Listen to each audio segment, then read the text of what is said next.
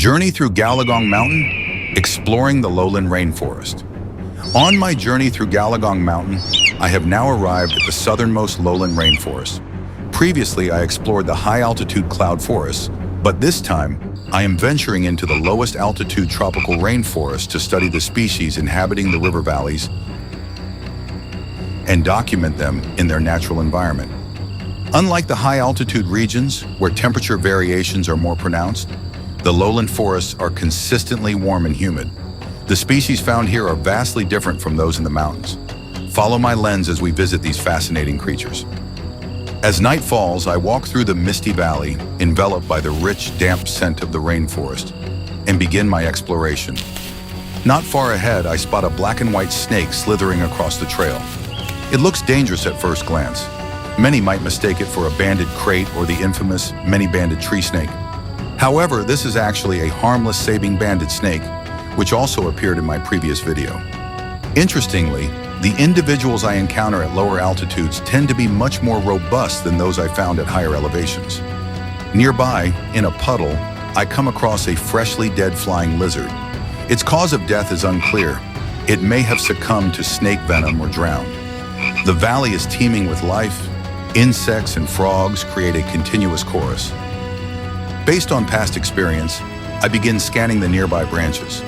The first reptile I spot is a juvenile brownback tree skink resting on a leaf, completely relaxed. As I look around, I discover several more adult skinks sleeping on nearby trees. When illuminated by my flashlight, they open their eyes cautiously but remain motionless, relying on their camouflage to stay hidden.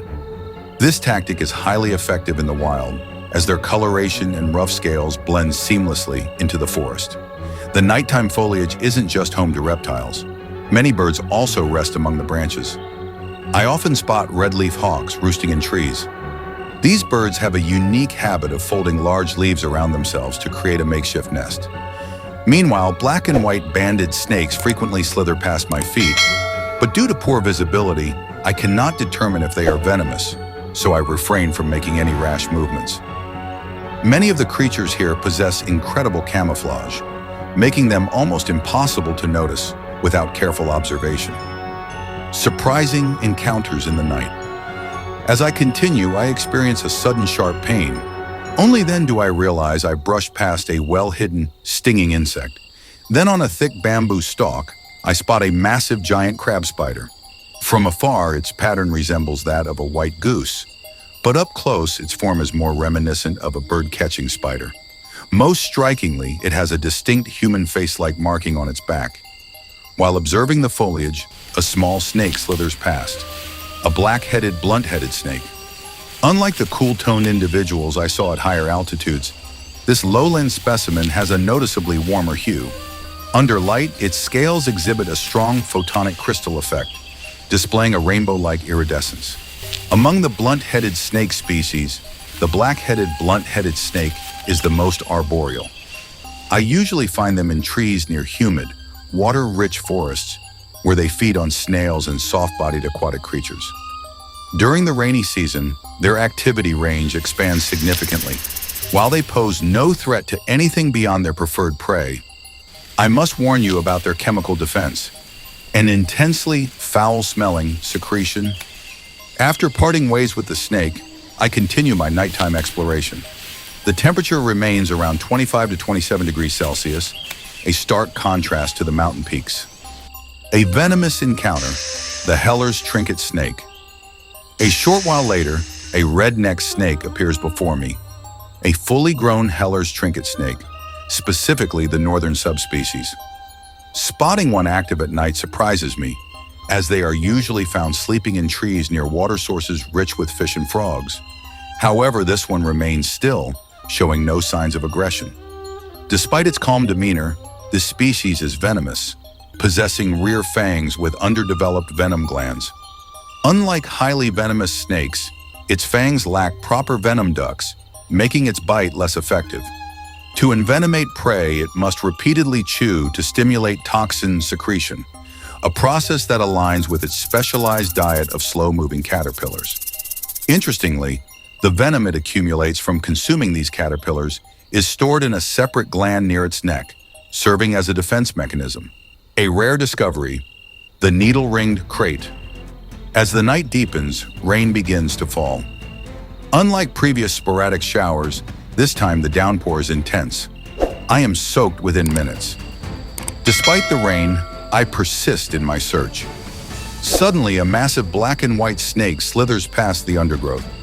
Unlike the harmless, sobbing-banded snake from earlier, this one exudes a much more ominous presence. As it turns its head, its identity becomes clear. It is a needle-ringed crate. This species, a highly venomous elapid, was long mistaken for the harmless white-banded snake. Its resemblance to non-venomous species led to numerous misidentifications and tragic encounters, including the death of American herpetologist Joseph Slowinski, who was fatally bitten while studying the snake in Myanmar. Years later, a Chinese researcher, Hu Min, also encountered one in the wild. Initially mistaking it for a harmless species, he was bitten and suffered severe neurotoxic symptoms. Fortunately, he received medical attention in time and survived, leading to the snake's formal classification as a distinct and deadly species, named the Suzhen crate. Unlike other crates, it is particularly aggressive, even attempting to strike me as I withdrew. The journey continues. As dawn approaches, the rain finally subsides. My exploration in the southern section of Galagong Mountain has come to an end.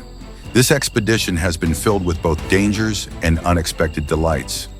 Discovering the extremely rare Gilenti tree frog was an absolute highlight. Beyond the incredible biodiversity, I have also thoroughly enjoyed the local delicacies, endless grilled skewers, rice noodles, and chicken dumplings. But time waits for no one. The species I have yet to encounter and the foods I have yet to taste will have to wait for another journey. Now I head north along the Yunnan-Tibet Highway, advancing toward the northern section of Galagong Mountain. As I travel through this vast mountain range, the landscape transitions from tropical rainforest to alpine mist forests, dry valleys, pristine cold forests, and even snow-capped peaks. Galagong Mountain is a true natural wonder, a place beyond words. The convergence of such diverse ecosystems is why it is known as the gene bank of the world. In my next videos, I will document my explorations in the northern section, where the wildlife is more closely linked to the Tibetan plateau.